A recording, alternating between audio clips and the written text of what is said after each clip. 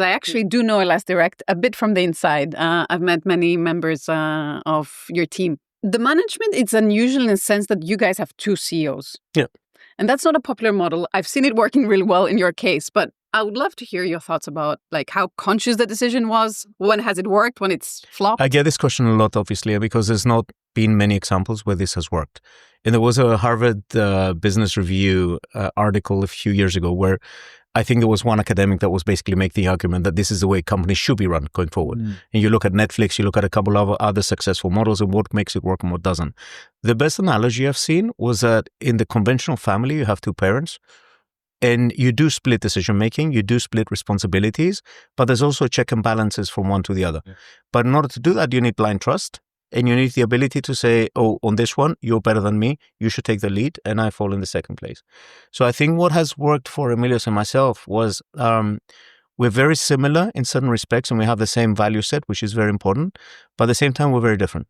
Our approach is very different. When you meet me and you meet Emilios, you often wonder, are these guys really working together? but we somehow made it work. And now 12 years on, I think we're a little bit like an old married couple that we know our quirks, but we're kind of happy with each other. And I think, Emilios is amazing in driving the product vision and going through, he's got that augmented reality that, Steve Jobs used to have, that we need to do this and off we go. I'm more of a thinker, an analyzer, sometimes too much of an analyzer. Combination of the two of us is what makes it special. I think we found a very good ground on how do we complement each other. And funnily enough, we don't have the company split in two, which you would expect, where one takes distribution, the other one takes product. Yeah. But we kind of do everything together. And the way that I try to internalize it with Emilios is that it's almost like the brain that has the right side and the left side, and they both work together in unison. That's kind of how we've been doing it. Now, we try to write it down as a recipe for others. And we did a little bit of marriage counseling to other founders that had issues in the past that went dramatically badly. And I don't think you can write it down and this is a recipe for success. I don't think it's for everybody. For us, it works really well. And if you speak to most of the people in our team, I think they see that as an advantage, a comparative advantage in terms of culture, in terms of succession, in terms of many other things. So I think we believe it was Sparta that had two kings too, right? Rome as well. Yeah, Rome, which I found out recently. Yeah, there we go. And Sparta won in the Peloponnesian War. Just putting there it out lost many there. others, and they're not around anymore. But let's not talk about that. Let's not talk about that since we're selling the two CEO model here. Anyway, no, but that's the thing. It's not a model. If you ask me hand on heart, would you? When I see companies, and I've invested in about 20 companies, if you brought a company, an early stage company now to me as an angel, and you told me it's two CEOs, I would really question it because I know how difficult it is as well. And it may be serendipity. It may be that we figure out the right formula and others haven't. But it's not something that I would say I'm a strong supporter of this. It's not a, Tony Hsieh with a holacracy or whatever it was called, where it's like flatten everything, whatever. Or so, that it's a one-size-fits-all kind of works. Approach too, right? And if you ask me 5 years from now, 10 years from now, I can see us working as a team. And again, another famous insurance guy in the world is Warren Buffett. And when you look at the way that they work with Charlie Munger, they were complementary. So it's not a question of who's more senior, who's not. It's more a question of how do you complement each other, identify weaknesses, learn from our mistakes, and give feedback to one another. So I think all of these things seem to be working.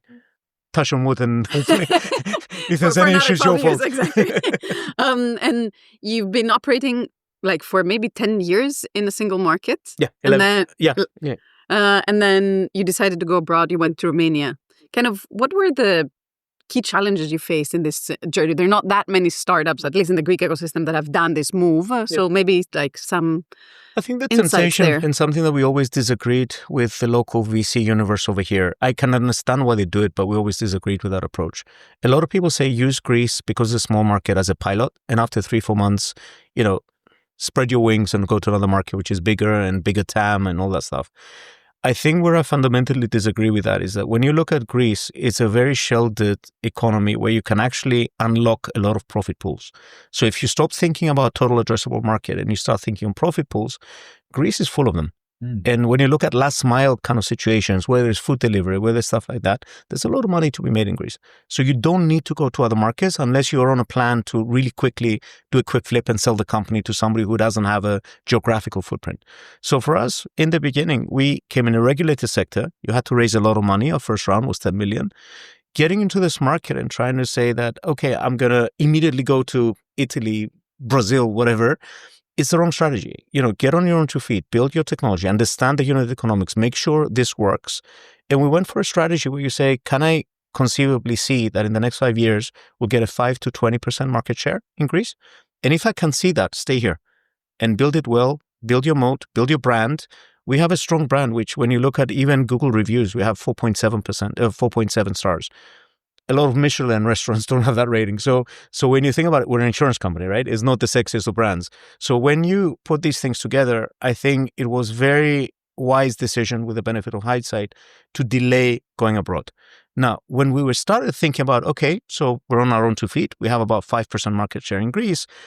What's our next market? How do we think about it and all that? The obvious thing to do is, well, let's look at all the markets that all the VCs are throwing crazy money at, Germany, Italy, stuff like that.